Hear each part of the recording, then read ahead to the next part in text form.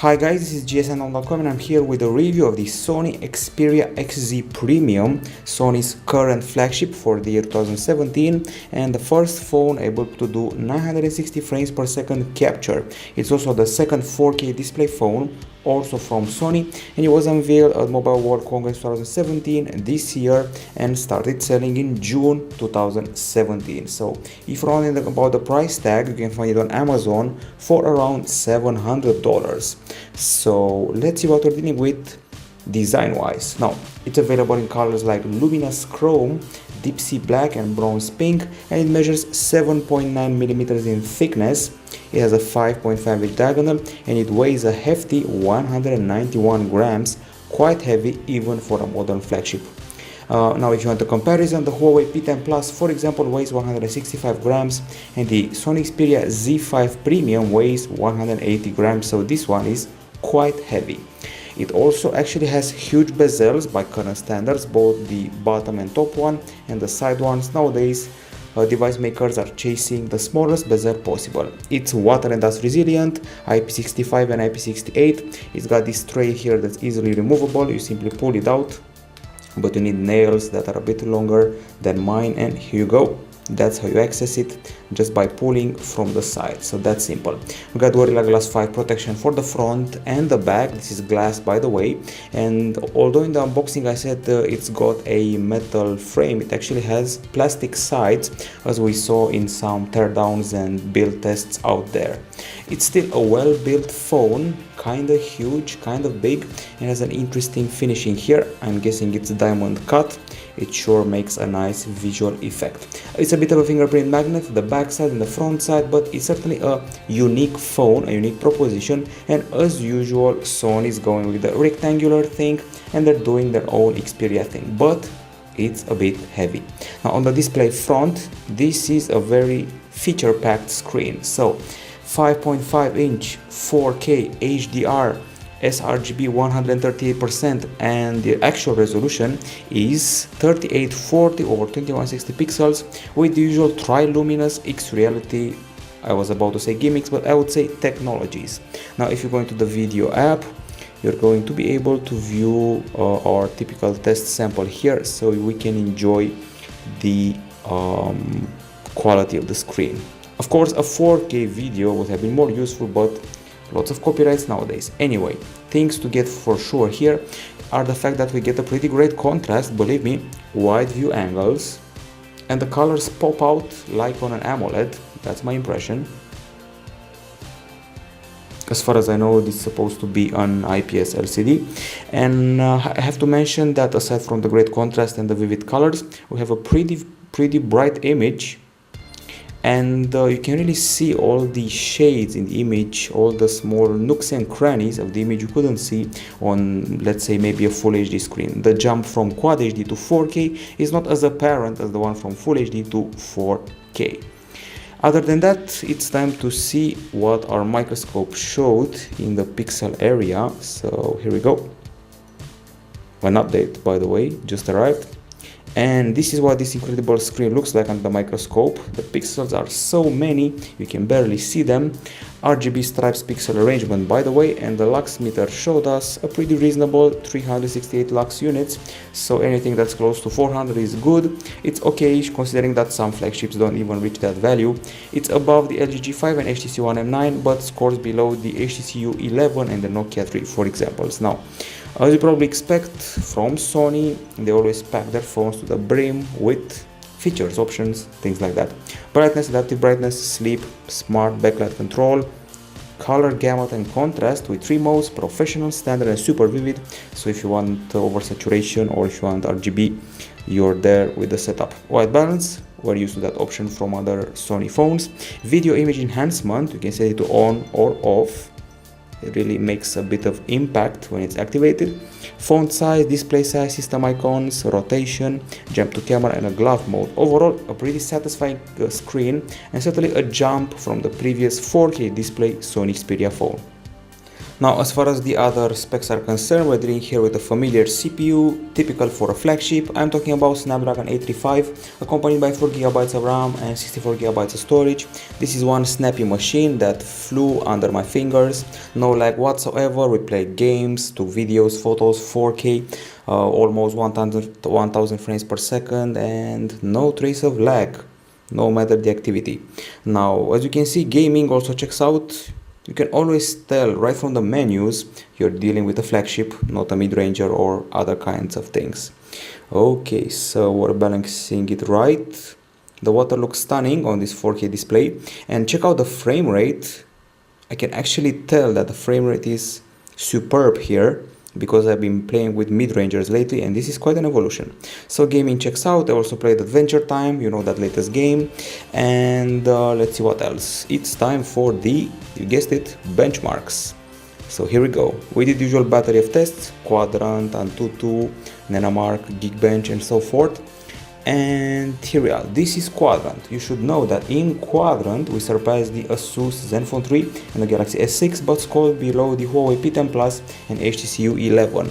Now in Antutu 6, that's the score we got. It's quite a champ score, it's quite good, above the LG G6 and the Google Pixel XL, but below the iPhone 7 a bit and the Galaxy S8.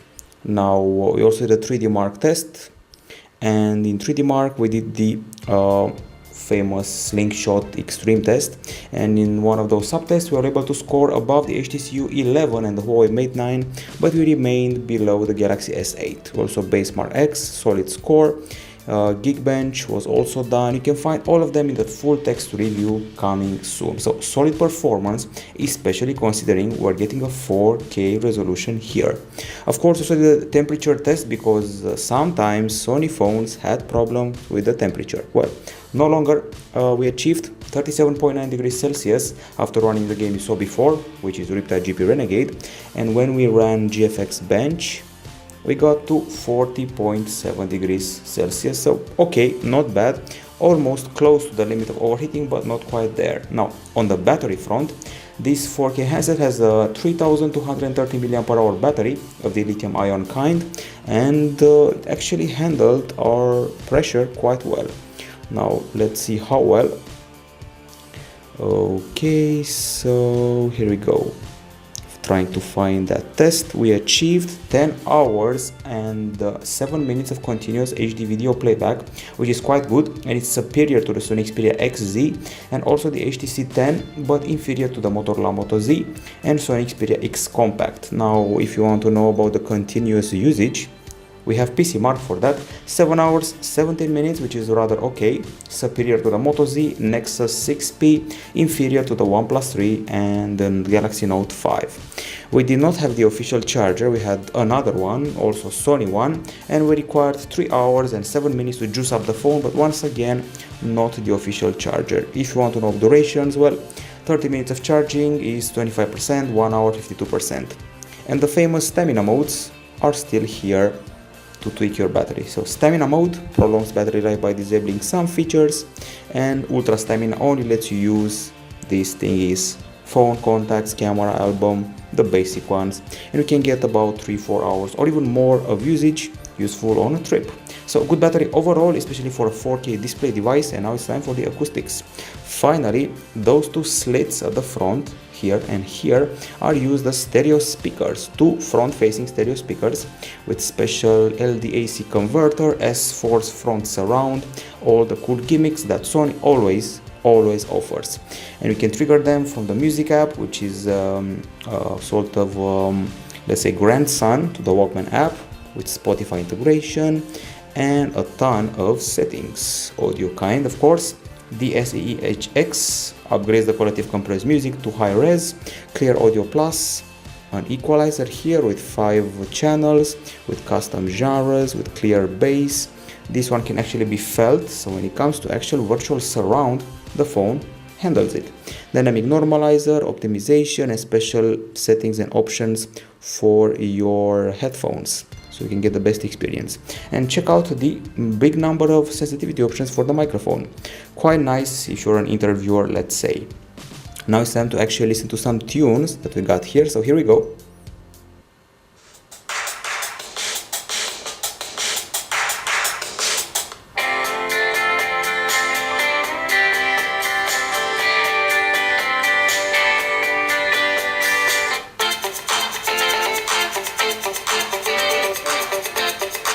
And now the conclusions.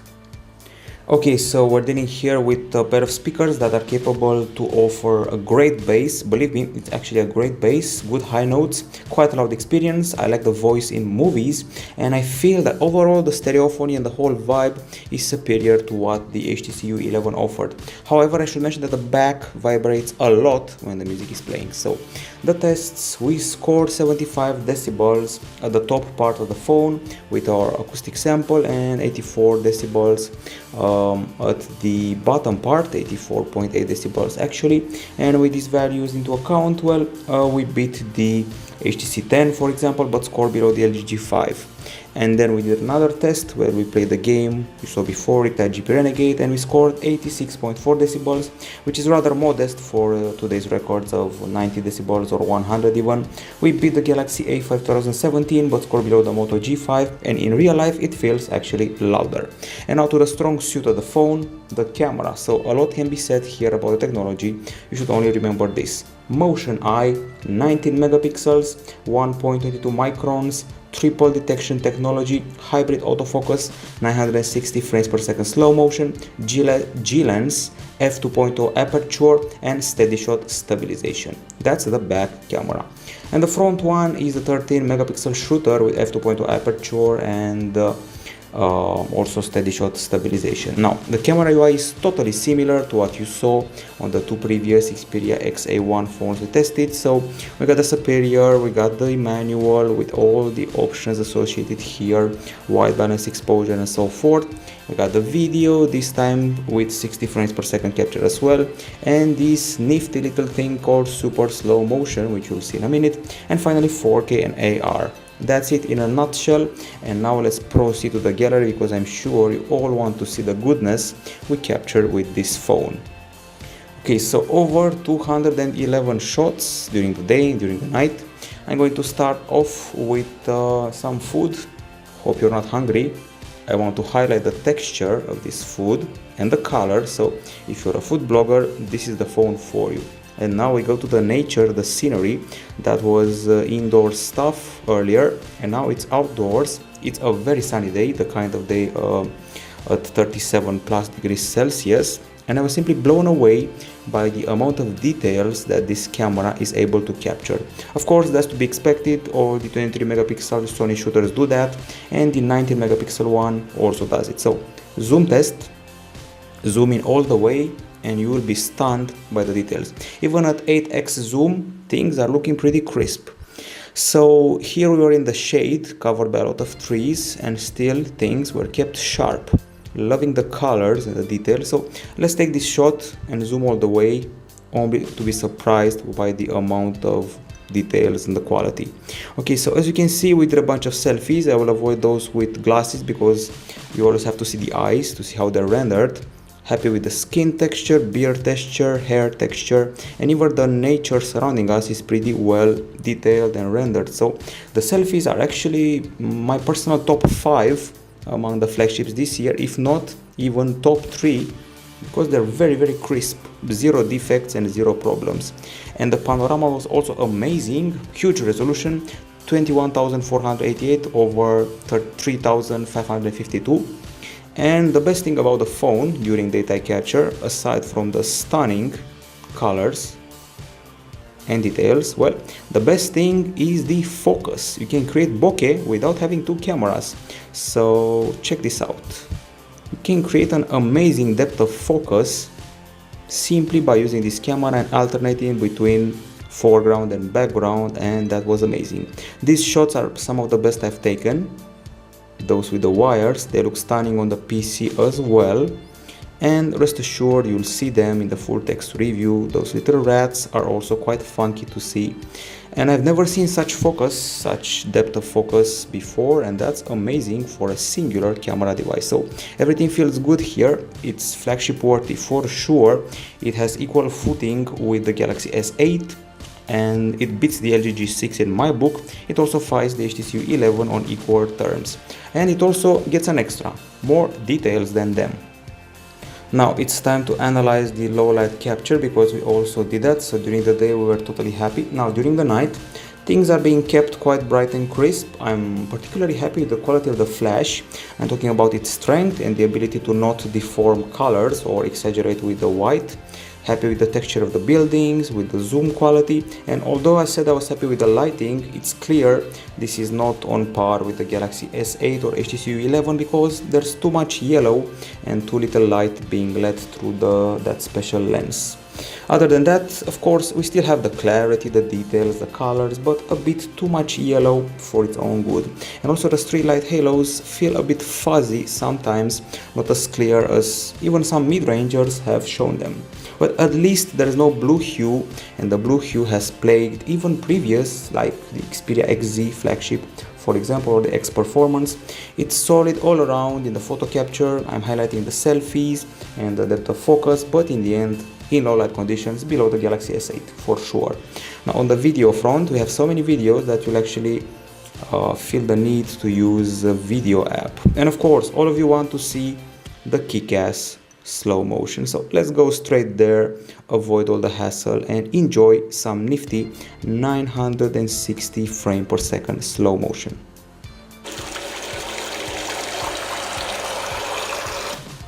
Okay, so here we go again.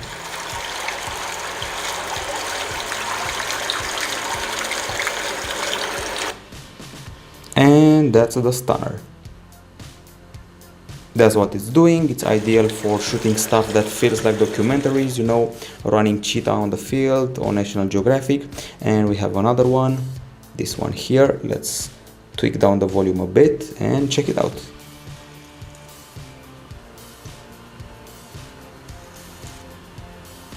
Nope. Could it be this one, or I think it's this one.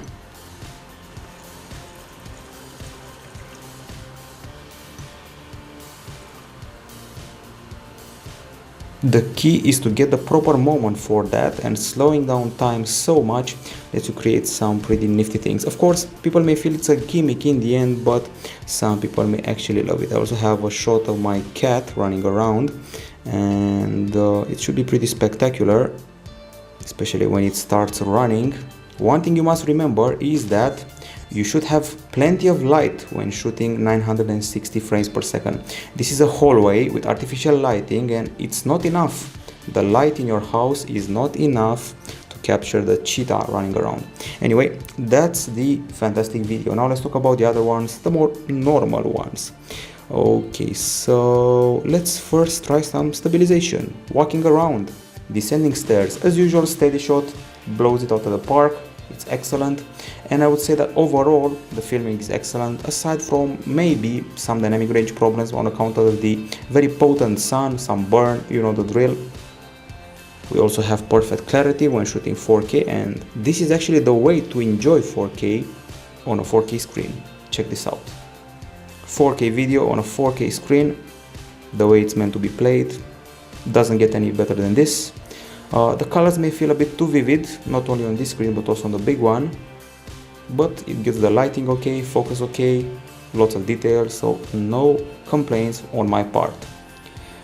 As far as filming goes, it's the equal of the Galaxy S8 and HTC U11, maybe minus some burn, and honestly speaking, the 960 frames per second feels like a gimmick, but if you want to impress your friends, it won't be a gimmick for you. The Achilles heel here is certainly the low light video capture, which totally bummed me out because it does not look good. I'm being honest. Should look better. It's a flagship after all. I'm talking about big lights, I'm talking about too much color yellow, flicker when moving around, zooming in results in less details than we want, grain, dark. But one thing that remains constant during the night and day is the fantastic microphone. I can already recommend this as a concert phone without regretting saying that, so use it as a concert phone, you will not regret it. Okay, so that's about it on the camera front. Gimmick or not, that 960 frames per second thing is impressive because it's a new threshold.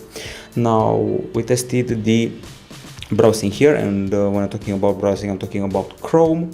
Here we are loading up gsn.com, not the fastest in the world, but this time I felt that the benchmarks have improved, so maybe Chrome has been upgraded and SunSpider and Velamu show better results now, so it should be a bit faster.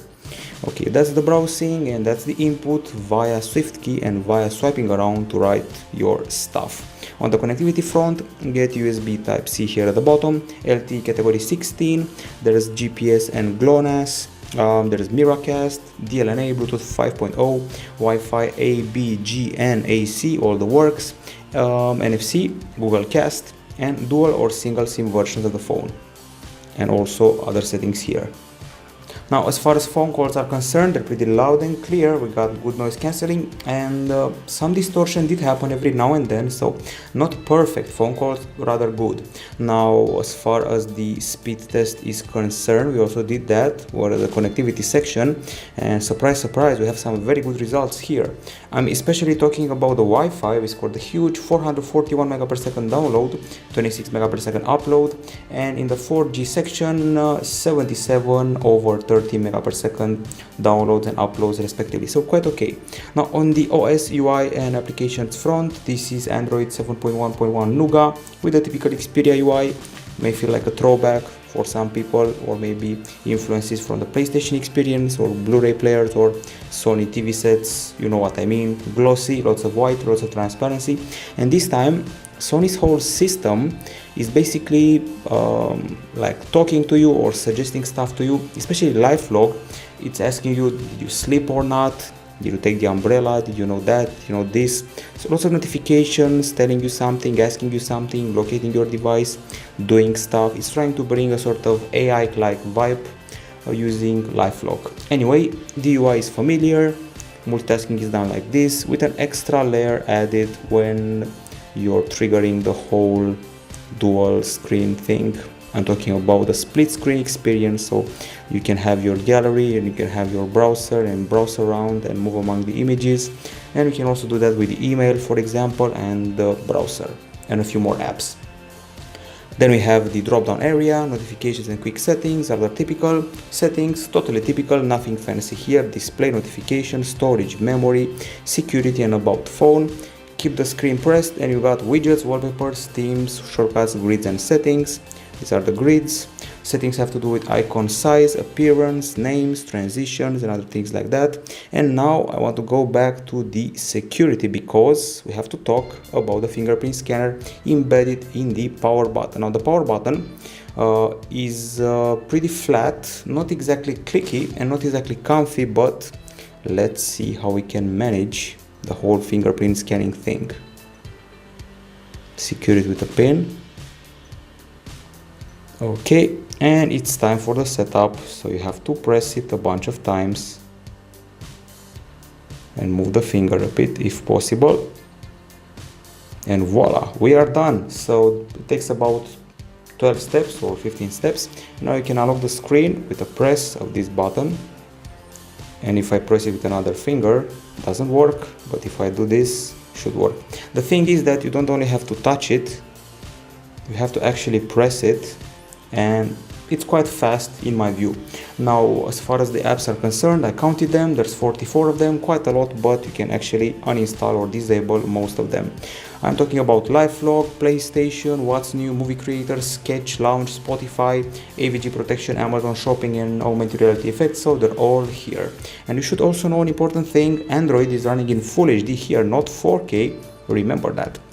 And 4K is only triggered when you're actually watching something in 4K, like a video, maybe a streaming service, maybe something like YouTube 4K. Now it's time for the verdict and the pros and cons. On the pro side, it's a well-built phone, it's surely solid. It's got a very crisp screen, also quite bright considering the previous 4K attempt.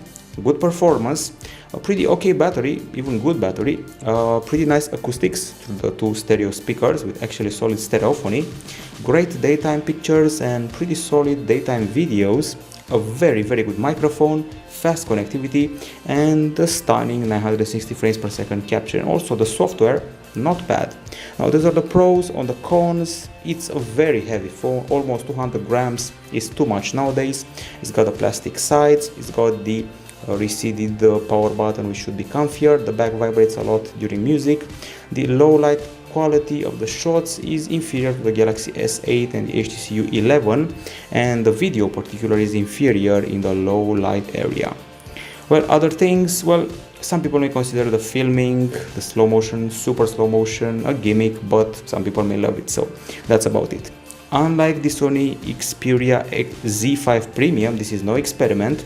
This time Sony knows what it's doing and it did the right thing. This is actually a phone useful in 2020. Let me tell you why. So it's got the super slow motion, it's got gigabit internet, so it's got basically 5G compatibility, I think. It's got a 4K screen, it's got HDR, so it's the phone of 2020 when those things will be mainstream. But you can get it now, you can get it early, and this is how it, let's say, started, because the Z5 Premium was an experiment. This is not. It has pretty nice little boxes to check properly and very few to check with a negative mark. In the end, a pretty well done phone, the best Sony phone you can buy right now for the current money, and it's hard for me to imagine what else they can bring extra at IFA 2017. So the flagship to get now or closer to the year end when it should be cheaper than the current $700. This is it from gsm.com. Bye bye.